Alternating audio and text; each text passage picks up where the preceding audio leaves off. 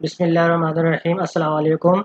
आज मैं आपको एक्सेल पे डिस्काउंट शीट बनाऊंगा कि किस तरीके से हम डिस्काउंट शीट का रिकॉर्ड एक्सेल के ऊपर मेंटेन कर सकते हैं। तो स्टार्ट करते हैं हम आज एक्सेल। एक्सेल में देखें, यहाँ पर मैंने अपना एक डिस्काउंट शीट का जो फॉर्मेट है वो यहाँ पर मैंने पहले से तैयार किया हुआ है। तो इसकी जो कैलकुलेशन होगी वो मैं आपको आज की शीट में बताऊँगा कि हम किस तरीके से डिस्काउंट शीट की कैलकुलेशन को हम इसके अंदर बना सकते हैं और अपनी डिस्काउंट शीट का एक पूरा एक फॉर्मेट तैयार कर सकते हैं ईजीली। तो यहाँ देखिए, मैंने फर्स्ट रॉ के अंदर जो मेरी जो डिस्क्रिप्शंस है उसको मैंने यहाँ पर कैलकुलेट करके रखा हुआ है, ताकि आपको मैं डिस्क्राइब करता हूँ कि मैंने किस तरीके से कैलकुलेट किया है। तो फिर मैं सेकंड रॉ में से लेकर और लास्ट रॉ तक मैं आपको पूरी कैलकुलेशन बताऊंगा। यहाँ पर देखें, आपके पास डिस्क्रिप्शन की कॉलम में लिखा हुआ है कंप्यूटर, और क्वांटिटी लिख दी मैंने 7 और प्राइस लिखी यहाँ पर 8000। तो 8000 जो आपके पास जो प्राइस है ये आपके पास 1 कंप्यूटर की प्राइस है। कस्टमर ने 7 क्वांटिटी परचेज की है, तो इसका अमाउंट क्या हो जाएगा, यहाँ पर 56,000 हो जाएगा। 56,000 हमारे पास प्राइस जो आ रही है वो विदाउट डिस्काउंट आ रही है। यहाँ पर हमने डिस्काउंट निकाल लिया है कि कितना परसेंट डिस्काउंट मिल रहा है, 10% डिस्काउंट दिया जा रहा है। और डिस्काउंट प्राइस यानी कि 10% यानी 56,000 का 10% कितना होता है वो यहाँ पर हमारे पास आ रहा है 5,600 आ रहा है।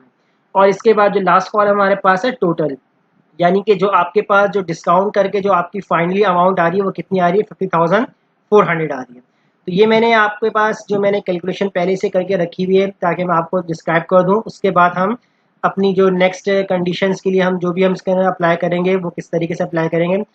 देखिए, यहाँ पर हमारे पास जो सेकंड रॉ, मैं इसके ऊपर वर्क कर लेता हूँ फॉर्मूला लगाकर कि लेट सपोज जो आपके पास प्राइस यहाँ पर लिखी हुई है कि लैपटॉप है, इसकी प्राइस है यहाँ पर हमारे पास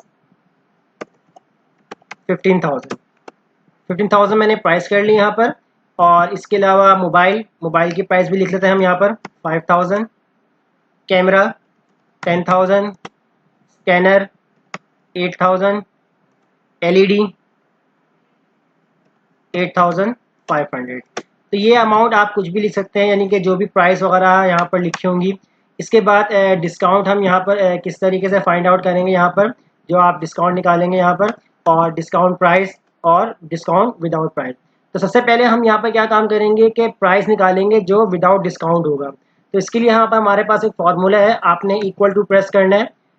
यहाँ जो आपके पास जो क्वांटिटी का कॉलम है, आपने इसको सेल को सिलेक्ट करना है, मल्टीप्लाई करना है, जो आपकी प्राइस आ रही है आपने इस सेल को सिलेक्ट करना है और एंटर कर देना है।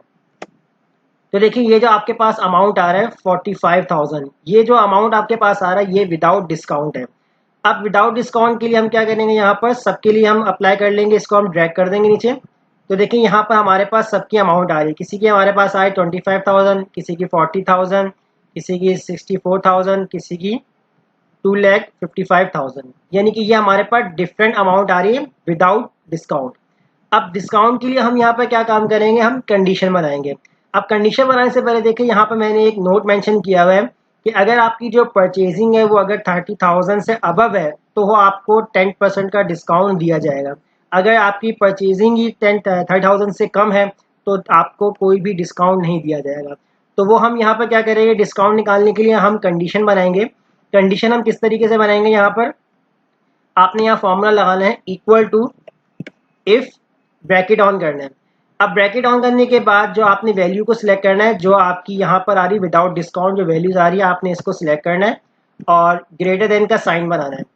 इसके बाद आपने वो अमाउंट मेंशन करनी है जो यहाँ पर आपने नोट में मेंशन की हुई है कि आपकी परचेजिंग 30,000 से अबव होनी चाहिए। तो यहाँ मैं लिख दिया 30,000।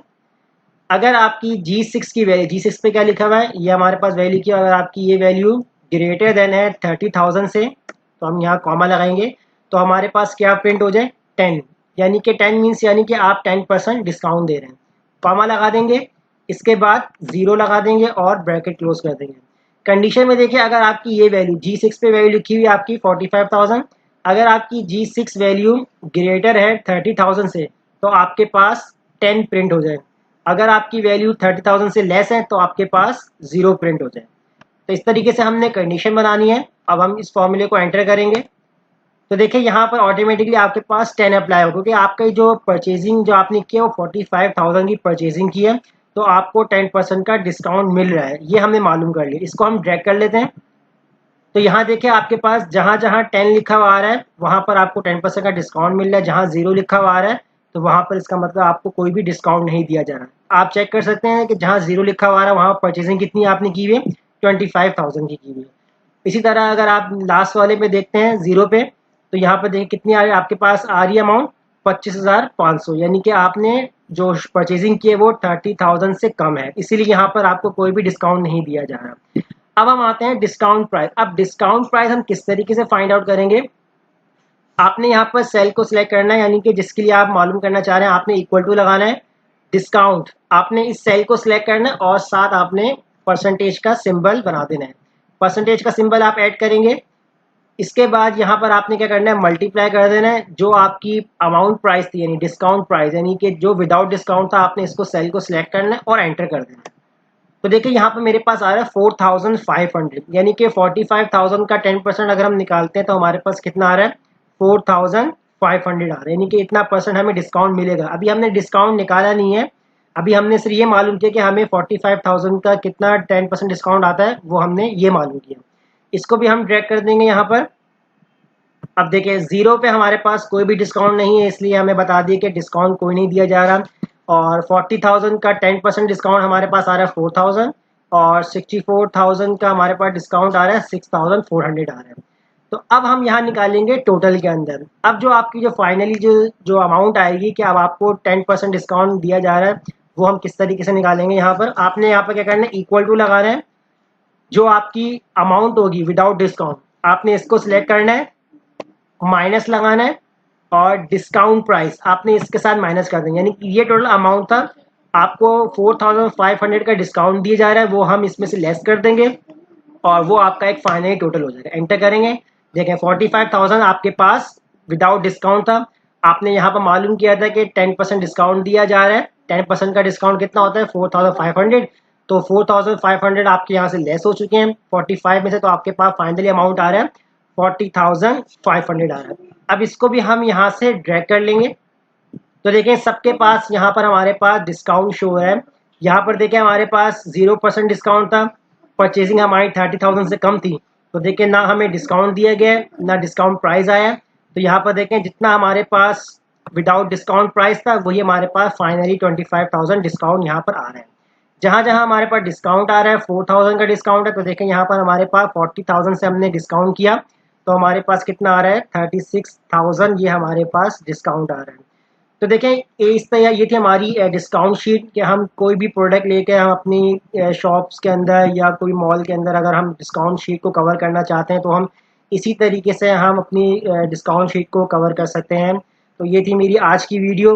अगर आपको मेरी आज की वीडियो में कोई प्रॉब्लम हो तो आप हमसे कमेंट में ज़रूर शेयर कर सकते हैं, और अगर आपने हमारे चैनल को सब्सक्राइब नहीं किया तो हमारे चैनल को सब्सक्राइब कीजिए और बेल आइकन पर क्लिक कीजिए ताकि आप हमारी हर वीडियो से अपडेट रहें। शुक्रिया।